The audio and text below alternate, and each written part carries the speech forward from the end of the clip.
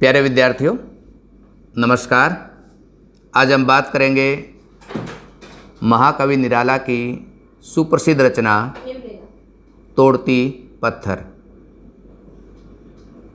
निराला हिंदी के बड़े रचनाकार हैं और बड़ा रचनाकार वो होता है जो अपने समय की समीक्षा करता है और उसे नई दिशा देता है। हिंदी कविता जब कठिन छंदों के कारण अपनी संवेदना को संकुचित कर रही थी, तब निराला ने हिंदी कविता को छंदों से मुक्त किया और आज जितनी भी कविताएं लिखी जाती हैं वो मुक्त छंद की लिखी जाती हैं। निराला ने अपने समय में काव्य का नया सौंदर्य शास्त्र रचा। हालांकि इसके लिए निराला को बहुत कष्ट उठाने पड़े, बहुत दंड भुगतने पड़े। उन्हें पागल कहा गया, उनकी रचनाओं को नकारा गया, लेकिन जीत हमेशा सच्चाई की होती है और आज निराला हिंदी के एक प्रकार से पूजनीय कवि हैं। यदि मैं ये कहूँ कि हिंदी के जो 5 श्रेष्ठ कवि हैं उनमें निराला एक है, यानी कबीर की बात करें हम, तुलसी, निराला, जयशंकर प्रसाद और नागार्जुन, यदि कोई विद्यार्थी हिंदी साहित्य में शोध करना चाहता है तो कम से कम ये 5 कवि उसे संपूर्ण रूप से पढ़ने चाहिए। तो दोस्तों, पहले मैं काव्य पाठ करूँगा और काव्य पाठ के बाद हम इस कविता की मूल संवेदना तक पहुँचेंगे। वह तोड़ती पत्थर, वह तोड़ती पत्थर, देखा उसे मैंने इलाहाबाद के पथ पर। वह तोड़ती पत्थर, वह तोड़ती पत्थर, नहीं छायादार पेड़ वह जिसके तले बैठी हुई स्वीकार। नहीं छायादार पेड़ वह जिसके तले बैठी हुई स्वीकार। श्याम तन भर बंधा यौवन, नत नयन प्रिय क्रम रत मन। गुरु हथौड़ा हाथ करती बार बार प्रहार। गुरु हथौड़ा हाथ करती बार बार प्रहार। सामने त्रुमालिका, सामने त्रुमालिका अटालिका प्राकार। चढ़ रही थी धूप, चढ़ रही थी धूप गर्मियों के दिन। दीवा का तमतमाता रूप, उठी झुलसाती हुई लू। रुई जो जलती हुई भू, गर्द चिंगारी छा गई प्राय हुई दोपहर। वह तोड़ती पत्थर, वह तोड़ती पत्थर, देखा उसे मैंने इलाहाबाद के पथ पर। वह तोड़ती पत्थर, देखते देखा मुझे तो एक बार, देखते देखा मुझे तो एक बार। उस भवन की ओर देखा, उस भवन की ओर देखा चिंतार। देख कर कोई नहीं, देख कर कोई नहीं, देखा मुझे उस दृष्टि से जो मार खा रोई नहीं। देख कर कोई नहीं, देखा मुझे उस दृष्टि से जो मार खा खोई नहीं। सजा सहज सितार, सजा सहज सितार, सुनी मैंने वह नहीं जो थी झनकार। एक क्षण के बाद कांपी सुघर, ढुलक माथे से गिरे शिकर। लीन होते क्रम में फिर ज्यों कहा, मैं तोड़ती पत्थर, मैं तोड़ती पत्थर। प्यारे विद्यार्थियों, ये कविता तोड़ती पत्थर बहुत महत्वपूर्ण कविता है और ख़ास करके ये उस समय की कविता है। ये रचना 1935 में आई, जब तक प्रगतिवाद की सैद्धांतिकी भारत में प्रचलित नहीं हुई थी। यानी उससे भी पहले जो हम प्रगतिशीलता के गुण कविता में देखते हैं, निराला के काव्य में वो दिखाई पड़ते हैं। निराला लगातार इस प्रकार की शक्तियों से संघर्ष कर रहे थे, जो शक्तियां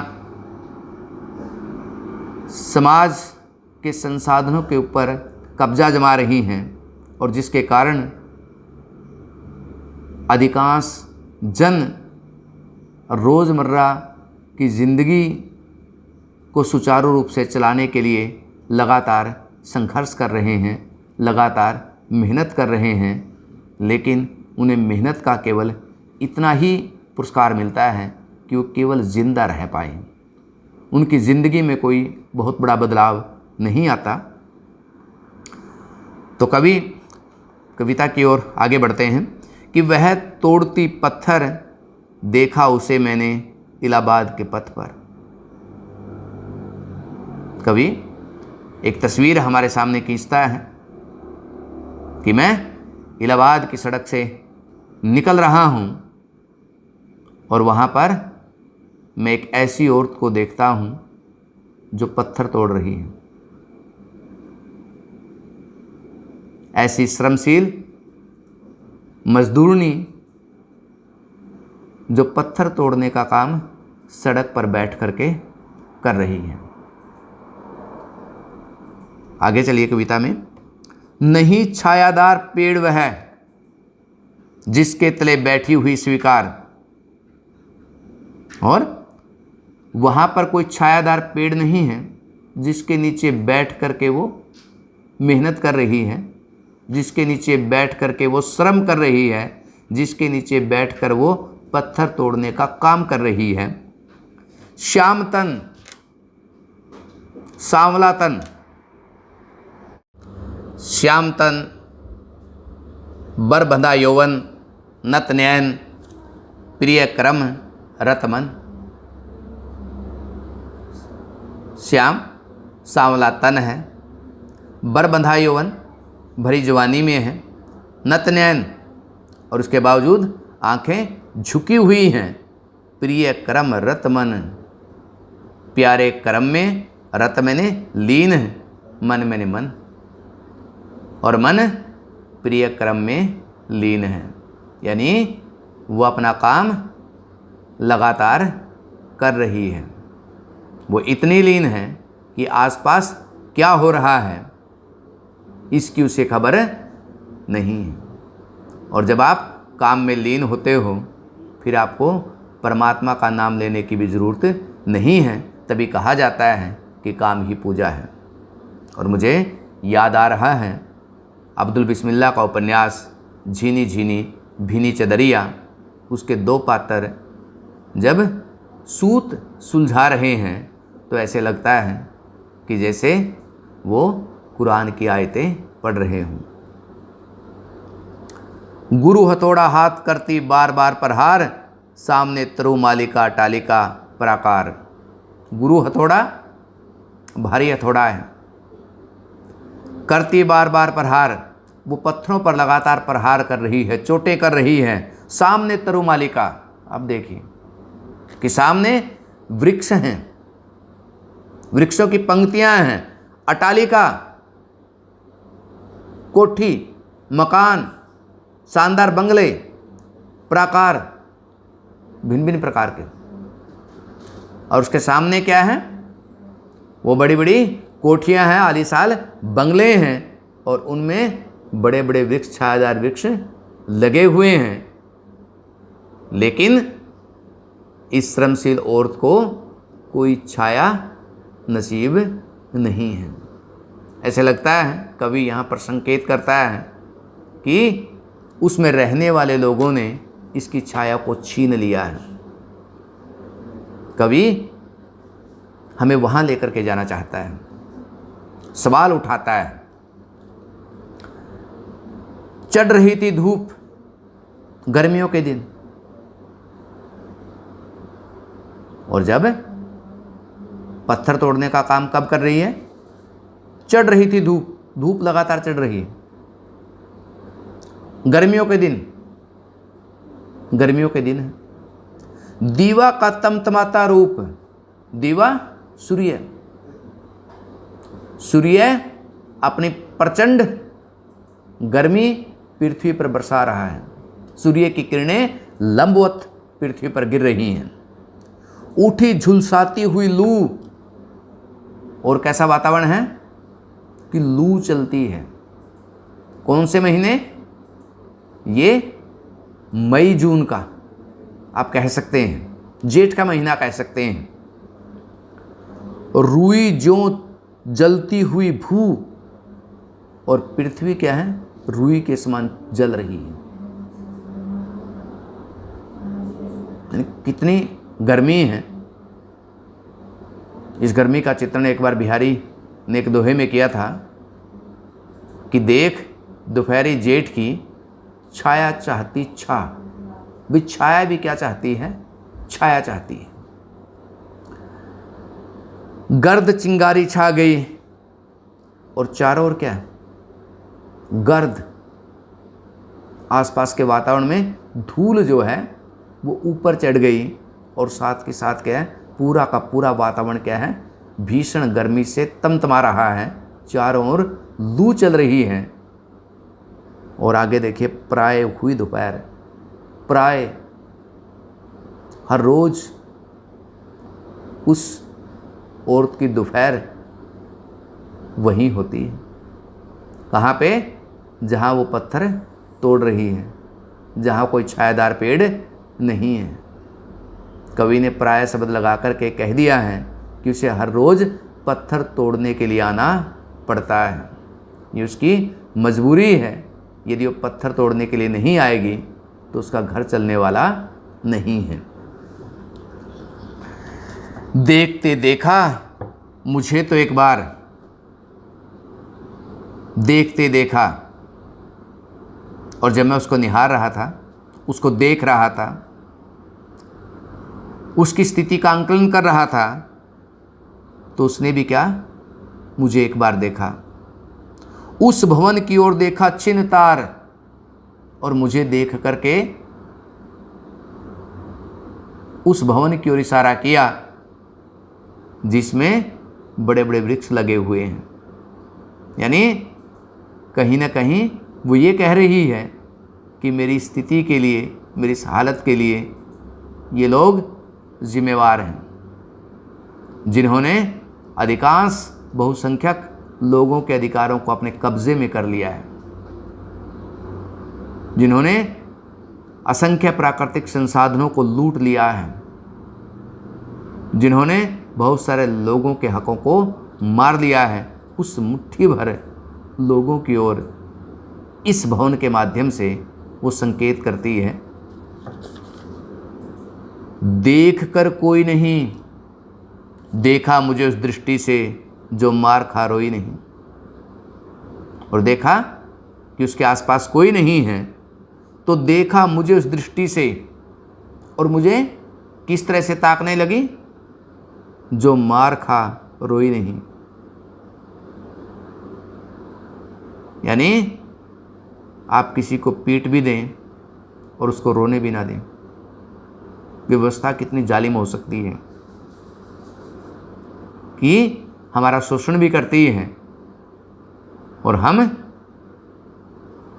यदि आंसू बहाने का भी समय हमारे पास नहीं है। यानी जो मारती भी है, जुल्म भी करती है और आहें भी नहीं भरने देती, वे व्यवस्था कितनी जालिम हो सकती है, कितनी कठोर हो सकती है, उसकी ओर कवि संकेत करना चाहता है।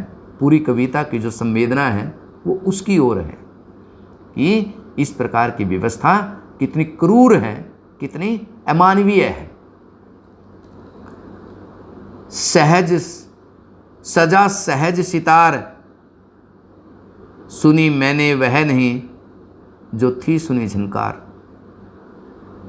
और क्या कि जिस प्रकार सितार से ध्वनि निकलती है, संगीत निकलता है, और कवि कह रहा है कि वो संगीत मैंने दोबारा नहीं सुना। कौन सा संगीत? वो करुणा का, वो वेदना का, कि वो करुणा और वेदना जो मैंने उस महिला के जीवन में देखी, उस महिला को देख करके जो मेरे हृदय में उभरी, उस तरह की करुणा और वेदना को मैंने कहीं दोबारा नहीं देखा। मैंने कभी उसके द्वारा दर्शन नहीं किए। एक क्षण के बाद वह कांपी सुघर, ढुलक माथे से गिरे सीकर। और एक क्षण के बाद वह कांपी एक प्रकार से सचेत हुई। सुघर, सुंदर। अब कवि उसको सुंदर कह रहा है। अब कवि का सौंदर्यबोध समझिए यहाँ पर कि कौन सुंदर है? काम करने वाली औरत, पत्थर तोड़ने वाली औरत, यानी रैंप पर चलने वाली ही सुंदर नहीं होती। सुंदरता कहाँ निवास करती है? सुंदरता मेहनतकश लोगों में निवास करती है। सुंदरता वहाँ पे निवास करती है जहाँ करोड़ों करोड़ लोग सड़क बना रहे हैं, जहाँ करोड़ों करोड़ लोग पत्थर काट रहे हैं, जहाँ खदान से कोयला निकाल रहे हैं, जहाँ पहाड़ तोड़ रहे हैं। वहाँ पे सुंदरता निवास करती है, जहाँ वो प्रकृति का मुकाबला मिल कर के कर रहे हैं। तो कभी हमारे सामने सुंदरता की नई परिभाषा घड़ता है कि वो सुंदरता नहीं जो हमें लैक्मे या किसी और प्रोडक्ट के स्टेज पर दिखाई पड़ती है। वो सुंदरता क्या है? ये तो प्रायोजित सुंदरता है। वास्तविक सुंदरता तो वहाँ पर है जहाँ व्यक्ति कर्म में लीन है, जहाँ व्यक्ति लगातार श्रम कर रहा है, मेहनत कर रहा है और अपने आसपास के परिवेश को बदलने की जद्दोजहद कर रहा है। ढुल के माथे से गिरे सीकर, सीकर पसीने की बूंदें, और उसके माथे से क्या हुआ? पसीने की बूंदें बहने लगी और वो ज़मीन पर गिर पड़ी। लीन में होते कर्म में फिर जो कहा, और फिर अपने कर्म में लीन होकर के कहा, मैं तोड़ती पत्थर। हाँ, मैं पत्थर तोड़ने वाली हूँ। हाँ, यही मेरा जीवन है। आप देख सकते हैं कि कविता वह से शुरू होती है कि वह तोड़ती पत्थर, और कविता खत्म होती है मैं तोड़ती पत्थर। यानी एक प्रकार की चेतना, आप ये कह सकते हैं कि उसको पता है कि मैं पत्थर तोड़ने वाली हूँ, और पत्थर तोड़ने और विपरीत परिस्थितियों में मुझे ये काम करना पड़ता है। और इस काम क्यों करना पड़ता है, इसके लिए कौन लोग जिम्मेवार हैं, उनकी ओर कविता में वो श्रमशील महिला संकेत करती है, उसका जिक्र करती है। तो पूरी कविता जो है वो शोषणकारी शक्तियों को हमारे सामने लेकर के आती है, उन शक्तियों को वो बेनकाब करती है। और निराला इसलिए महत्वपूर्ण कवि हैं कि निराला की कविता में प्रतिवाद आने से पहले ही प्रगतिशीलता के गुण हमें दिखाई पड़ते हैं। और संभवतः इसीलिए निराला छायावाद को छोड़ करके प्रतिवादी साहित्य में शामिल हो गए थे। उसके एक प्रकार से अगुआ कवि हम उन्हें कह सकते हैं, और अंत तक वो प्रगतिशील कवि रहे। तो ये कविता बहुत महत्वपूर्ण है कि जिस प्रकार की दुनिया है, ये देश दुनिया में वितरण की व्यवस्था ठीक हो जाए, इस दुनिया में तमाम चीज़ें मौजूद हैं और सभी व्यक्तियों को सभी चीज़ें मिल सकती हैं।